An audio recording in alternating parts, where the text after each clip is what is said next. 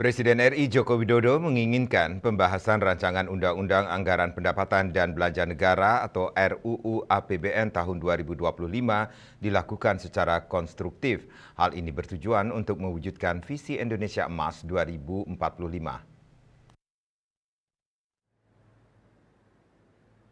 Presiden Joko Widodo dalam pidato penyampaian RUU APBN tahun anggaran 2025 dan nota keuangan pada sidang paripurna DPR RI tahun sidang 2024-2025 di gedung MPR DPR DPD Jakarta Jumat 16 Agustus dikutip dari kantor berita antara mengatakan pembahasan RAPBN 2025 dapat dilakukan secara konstruktif demi mewujudkan Indonesia maju, adil dan makmur sesuai visi Indonesia Emas 2045. Menurut Presiden, dalam RAPBN tahun 2025, belanja negara direncanakan sebesar Rp3.613,1 triliun, terdiri dari belanja pemerintah pusat sebesar Rp2.693,2 triliun dan transfer ke pemerintah daerah sebesar Rp919,9 triliun.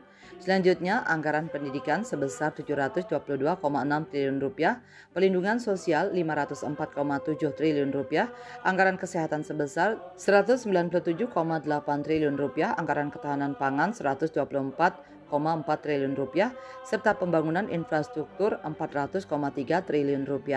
Sementara untuk pendapatan negara pada tahun 2025 direncanakan sebesar Rp2.996,9 triliun, yang terdiri dari penerimaan perpajakan sebesar Rp2.409,9 triliun serta penerimaan negara bukan pajak PNBP sebesar Rp505,4 triliun.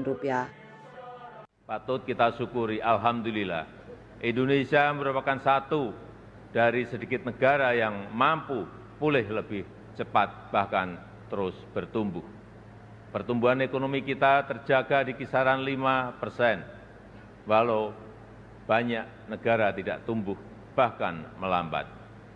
Wilayah Indonesia Timur seperti Papua dan Maluku justru mampu tumbuh di atas 6%, dan Maluku Utara mampu tumbuh di atas 20%. Inflasi juga terkendali di kisaran 2–3%, saat banyak negara mengalami kenaikan yang luar biasa, bahkan ada yang mencapai lebih dari 200%.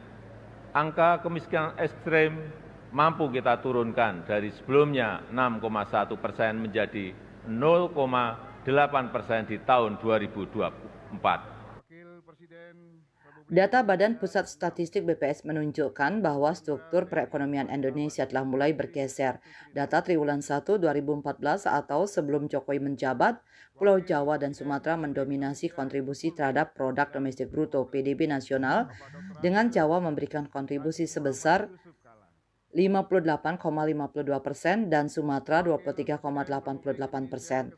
Sementara itu Kalimantan berkontribusi 8,45%, Sulawesi 4,72%, Bali dan Nusa Tenggara 2,48%. Kontribusi terkecil berasal dari kelompok provinsi di Pulau Maluku dan Papua, yakni sebesar 1,95%.